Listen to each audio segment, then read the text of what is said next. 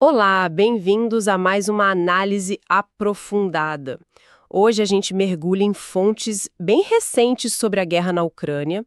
É um conflito que, olha, já passa dos 3 anos e continua, né, a remodelar o cenário global. Exato. 3 anos já. Pois é, temos aqui reportagens, análises que cobrem, assim, desde as novas e, vamos dizer, controversas iniciativas do governo Trump. Controversas é pouco, né? Exato, até a resposta assim meio ansiosa da Europa, passando por inovações tecnológicas que são surpreendentes lá no campo de batalha e, claro, a disputa pelos valiosos recursos minerais da Ucrânia. Um ponto crucial é essa questão dos minerais. Com certeza. Nossa missão aqui é tentar extrair o essencial, sabe? O que realmente mudou na abordagem dos Estados Unidos. Como a Europa está reagindo na prática e qual o impacto disso tudo no dia a dia da guerra e, bom, nas perspectivas de futuro para a Ucrânia. Ok, vamos começar a desenrolar essa história, que é complexa. É isso aí. O que as fontes mostram, né, é um momento de intensa movimentação. Muita coisa acontecendo ao mesmo tempo, diplomaticamente, estrategicamente. Há uma clara mudança na política externa americana. Uma guinada, né? Uma guinada, sim. Com consequências diretas, não só para a guerra em si, mas também, é claro, para a Aliança Transatlântica e para qualquer tentativa de negociação de paz. Vamos tentar conectar esses pontos e ver o que emerge disso tudo. Efeito.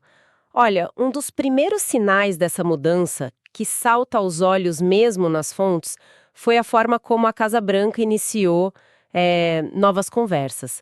Há relatos bem detalhados sobre contatos diretos entre Trump e Putin.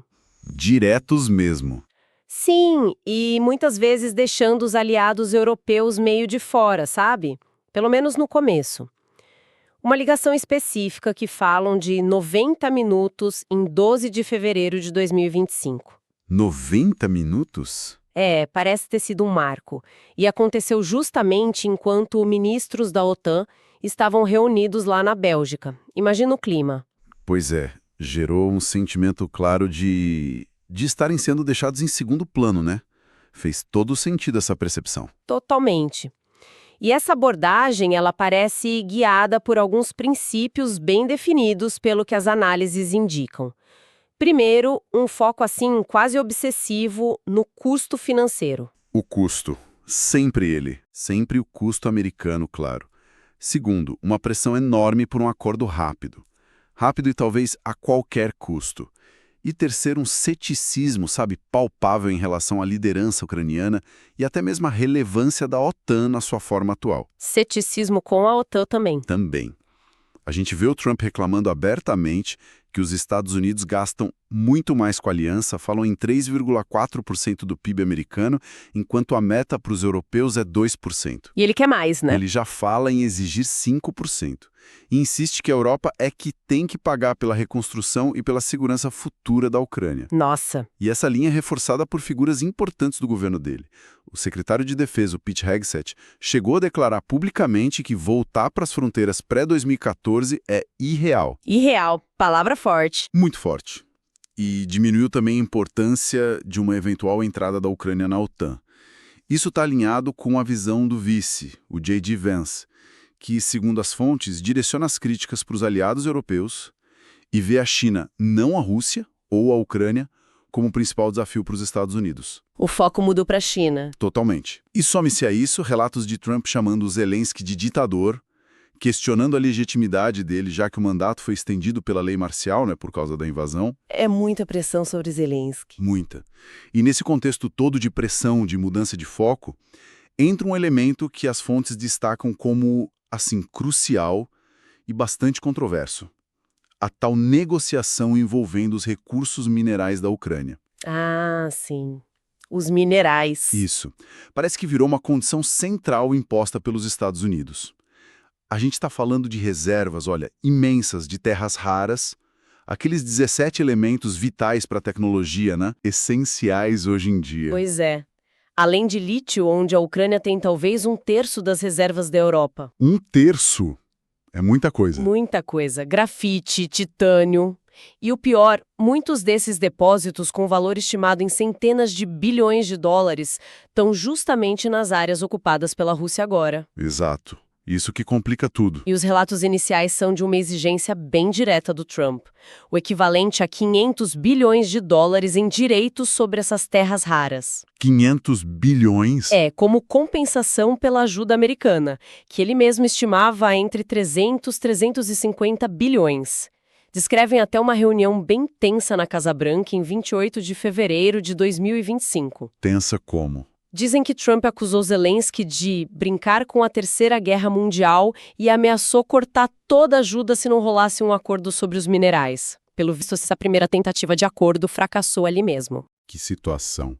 Mas a pressão continuou, imagino.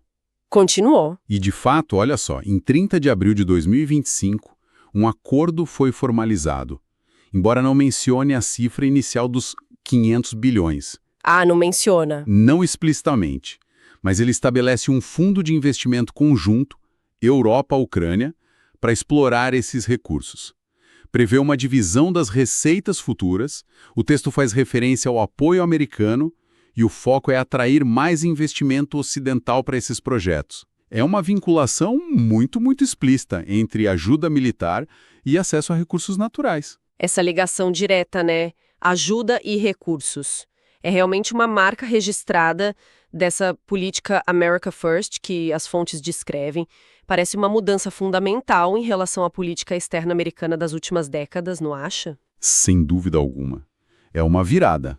E essa nova abordagem culminou na confirmação, lá em 3 de março, da suspensão da ajuda militar americana à Ucrânia. Suspenderam mesmo? Suspenderam. A justificativa oficial foi que, a pausa era necessária para garantir que a ajuda futura contribuísse para a paz e não para perpetuar o conflito. Mas o impacto potencial dessa suspensão é, gigantesco. Nem imagino. O que significa na prática? Olha, a gente está falando da possível falta de munição crucial, de equipamentos super sofisticados como os sistemas de defesa aérea Patriot, NASAMS, os lançadores HIMARS, os mísseis ATACMS. Todo aquilo que era vital, né? Exatamente. Além da manutenção dos caças F-16. E um ponto crítico, inteligência e comunicações. Incluindo a rede Starlink, cujo acesso para a Ucrânia vinha sendo financiado pelo Pentágono. Nossa, Starlink também? Isso coloca a Ucrânia numa posição extremamente vulnerável, imagino. Extremamente. E essa mudança de postura americana não se limitou só à ajuda militar, né? Teve aquela votação na ONU que também chamou muita atenção. Exatamente. Bem lembrado. Em 24 de fevereiro de 2025, uma data simbólica, né? Aniversário da invasão, os Estados Unidos votaram junto com a Rússia. Junto com a Rússia? Junto com a Rússia, contra uma resolução proposta por países europeus na Assembleia Geral que condenava Moscou. Logo depois, os americanos apresentaram a própria resolução no Conselho de Segurança. E como era essa resolução? Notavelmente, não tinha críticas diretas à Rússia. E acabou sendo aprovada, mas com a abstenção de aliados históricos como o Reino Unido e França. Foi um sinal muito claro de realinhamento. Que reviravolta, realmente. Parece que Washington está buscando ativamente um fim para o conflito, mesmo que isso signifique aceitar termos menos favoráveis para a Ucrânia e, desagradar os aliados tradicionais. É o que as fontes sugerem, sim. E nesse vácuo diplomático deixado pela mudança americana, a gente vê outros atores ganhando destaque. Quem, por exemplo? Arábia Saudita, Catar, aparecem em alguns relatos como mediadores ativos, tentando construir alguma ponte entre as partes. Interessante. E diante desse cenário todo, com o principal aliado mudando radicalmente de postura, como a Europa reagiu? As fontes pintam um quadro de quase pânico no início, é isso? Sim, a palavra alarme é usada em várias análises. Houve um verdadeiro frenesi diplomático. Reuniões de emergência em Paris, Bruxelas... Todo mundo correndo. Exato. Líderes como Friedrich Merz, da oposição na Alemanha, começaram a falar abertamente da necessidade de independência estratégica e de defesa para a Europa. Há um reconhecimento explícito, talvez um pouco tardio, de que a garantia de segurança americana não é mais incondicional, não é garantida. E isso se traduziu em ações concretas ou ficou só no discurso, na preocupação? Começou a se traduzir em ações, sim. embora com muitos desafios pela frente. A Alemanha, por exemplo, aprovou um fundo de infraestrutura gigante, 500 bilhões de euros. E, significativamente, decidiu isentar os gastos de defesa das suas regras fiscais rígidas. Ah, isso é importante. Muito. A antiga meta da OTAN de 2% do PIB já é vista como insuficiente por muitos. Tem discussões na Alemanha e outros países mirando 3% ou até mais. 3%? Ou mais. A França, com Macron, também anunciou o aumento de gastos e até iniciou um debate bem delicado sobre a possibilidade de compartilhar a capacidade de dissuasão nuclear francesa com parceiros europeus. Compartilhar a bomba? Uau! É um debate complexo. Eles miram algo entre 3% e 3,5% do PIB para a defesa. O Reino Unido, com o Keir Starmer, também aumentou a meta para 2,6% até 2027. Curiosamente, cortando o orçamento de ajuda humanitária para viabilizar isso. Cortando ajuda humanitária. Pois é. E a União Europeia como um todo propôs um fundo comum de 150 bilhões de euros para estimular a indústria de defesa, o rearmamento. Isso tudo vem na esteira de relatórios como o do Mário Draghi, que já apontavam a necessidade de investimentos massivos, na casa dos 800 bilhões de euros anuais. 800 bilhões por ano. Por ano. Só para a UE manter a competitividade e cumprir metas ambientais. Agora imagina adicionar um rearmamento acelerado nessa conta toda. É uma conta altíssima, mas essa ambição toda de rearmamento, ela esbarra em desafios consideráveis, que as fontes também detalham, certo? A Europa não está exatamente unida e nem nadando em dinheiro agora. Exatamente. Os desafios são enormes, você tem razão. Primeiro, o cenário econômico. O crescimento na zona do euro pós-pandemia foi bem modesto, né? Tipo 3%, enquanto o mundo cresceu 10%, os Estados Unidos 9%, China 20%. A Alemanha, que era o motor, está estagnada. Complicado. Muito. Segundo, as dívidas públicas são altas em muitos países. A França tem 3,3 trilhões de euros de dívida. Isso alimenta debates internos assim ferozes sobre austeridade versus investimento. Uma crise política sobre isso até forçou novas eleições na Alemanha, lembra? Lembro, sim. Terceiro, as divisões políticas são profundas. A gente tem países como Hungria, Eslováquia, com governos mais alinhados à Rússia ou a Trump. Percepções de ameaça muito diferentes entre os países bálticos, que estão ali na linha de frente, e os do sul da Europa. E a opinião pública, né, que não está totalmente convencida dessa necessidade de desviar tanto recurso para gasto militar. E ainda tem a questão da dependência tecnológica, né? De capacidade militar dos Estados Unidos. Isso não se resolve rápido. De jeito nenhum. Mesmo com mais dinheiro, a Europa ainda depende criticamente dos Estados Unidos para certas capacidades essenciais. São chamados facilitadores. Facilitadores, como que é? Coisas como inteligência estratégica, vigilância, reconhecimento ISR, reabastecimento aéreo, defesa antimísseis avançada, transporte aéreo pesado. Construir isso tudo de forma autônoma levaria muitos anos e custaria fortunas. Entendi. Mas, apesar desses obstáculos todos, eles conseguiram chegar a algum tipo de plano comum? Alguma estratégia? Sim. Numa cúpula em Londres, eles definiram um plano de ação em 4 etapas. O objetivo é duplo: tentar garantir a segurança da Ucrânia no cenário atual e criar uma estrutura para manter a paz, caso um acordo seja, enfim, alcançado. E quais são essas etapas? A primeira é continuar fornecendo ajuda militar e mantendo a pressão econômica sobre a Rússia. Segunda, trabalhar por uma paz duradoura que garanta soberania e segurança para a Ucrânia, com Kiev tendo um assento na mesa de negociações. Faz sentido. Terceira, criar mecanismos para impedir futuras agressões russas. E quarta, formar uma coalizão dos dispostos. Coalizão dos dispostos, o que é isso? Um grupo de países europeus prontos para intervir militarmente, se necessário, para garantir a manutenção dessa paz pós-acordo. É uma tentativa, sabe, de mostrar alguma união, alguma iniciativa, mesmo diante das dificuldades todas. Uma tentativa de tomar as rédeas, de certa forma. Exatamente. E enquanto toda essa diplomacia, essa reestruturação estratégica acontece, a guerra no terreno continua implacável, né? O que as fontes nos dizem sobre a realidade lá no front? A realidade continua brutal. As fontes descrevem ataques russos persistentes com drones, mísseis, causando vítimas civis. Como um ataque que matou 12 pessoas em 21 de fevereiro. Terrível.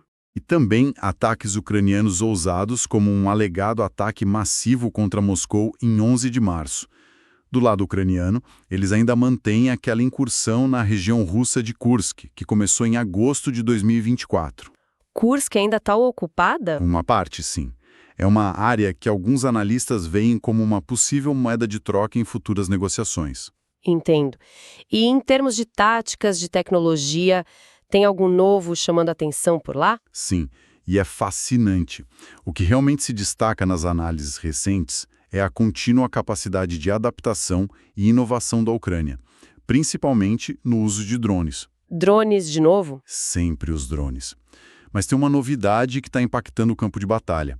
São drones conectados por finos cabos de fibra ótica. Fibra ótica? Como assim?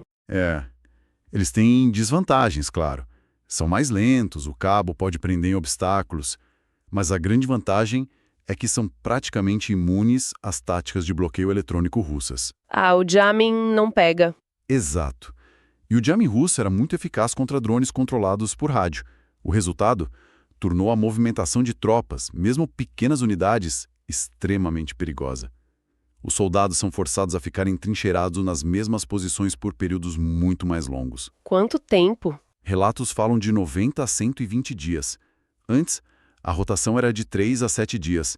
Imagine o desgaste físico e psicológico disso. Nossa, deve ser desumano.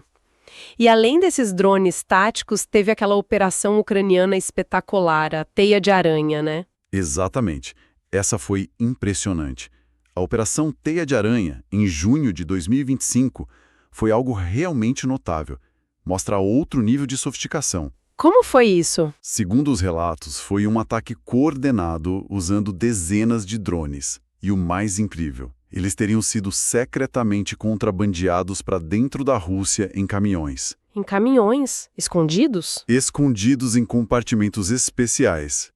E depois lançados remotamente de locais próximos a 4 importantes bases aéreas russas. A Ucrânia reivindicou a destruição de cerca de 40 aeronaves estratégicas. 40? Que tipo de avião? Incluindo bombardeiros de longo alcance como os Tu-95, Tu-22M3 e também aviões de alerta aéreo antecipado A-50, aqueles que são essenciais para coordenar operações. Os A-50 são cruciais. Muito.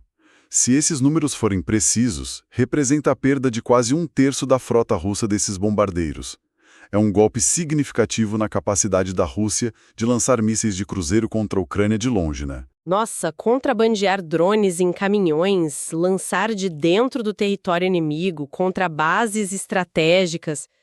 Parece mesmo coisa de filme de espionagem. A audácia, o planejamento são impressionantes. De fato. Mostra não só a vulnerabilidade de alguns ativos russos que eram considerados seguros, mas também a capacidade ucraniana de planejar e executar operações complexas, de alto risco, mesmo sob essa pressão toda. Incrível. No entanto, é crucial manter a perspectiva, né? A Rússia ainda tem uma força militar formidável. Continua a ser uma ameaça existencial para a Ucrânia. E a Ucrânia enfrenta desafios internos gravíssimos, que as fontes também detalham. Que tipo de desafios internos?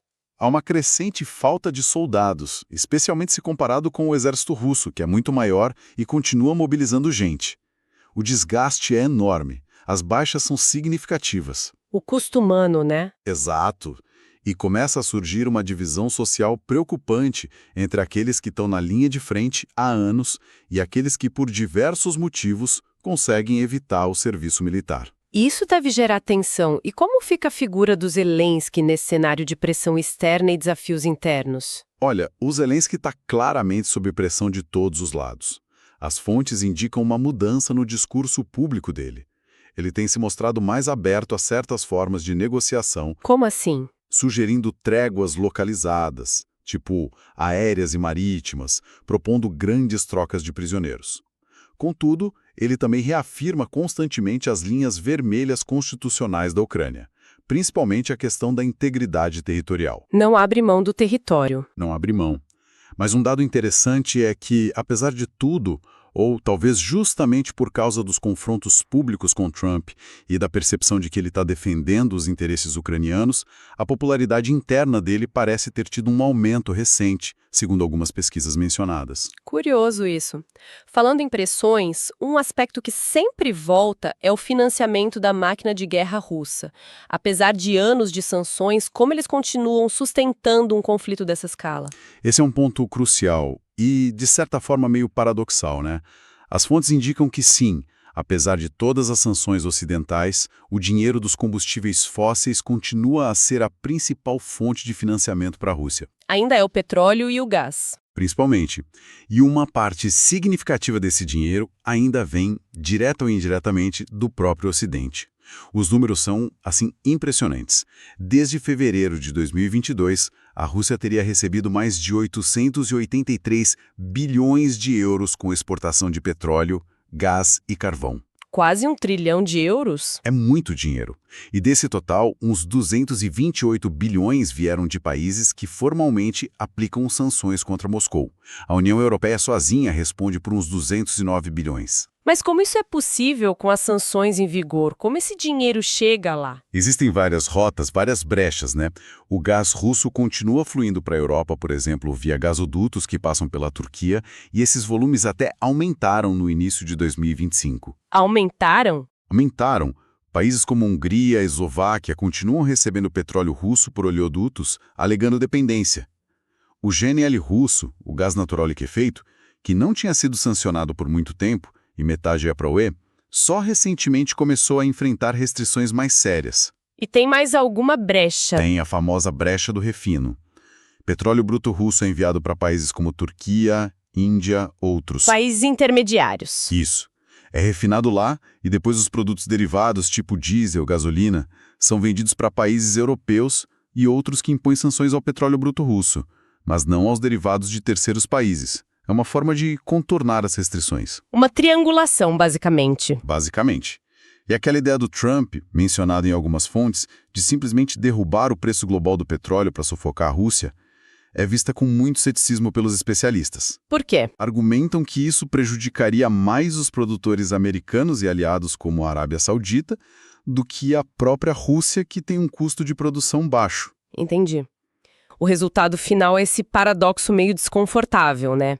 O Ocidente, de certa forma, acaba ajudando a financiar os dois lados. Exatamente. Financia a resistência ucraniana com ajuda militar e financeira e a máquina de guerra russa através da compra contínua, mesmo que indireta, dos combustíveis fósseis deles. E essa realidade econômica complexa se reflete, claro, nas enormes dificuldades para se chegar a um acordo de paz. Os pontos de discórdia são fundamentais. Quais são esses principais pontos de atrito nas negociações, pelo que as fontes indicam? Onde a coisa emperra? São vários e parecem quase intransponíveis no momento. Primeiro, e talvez o mais difícil, é o território.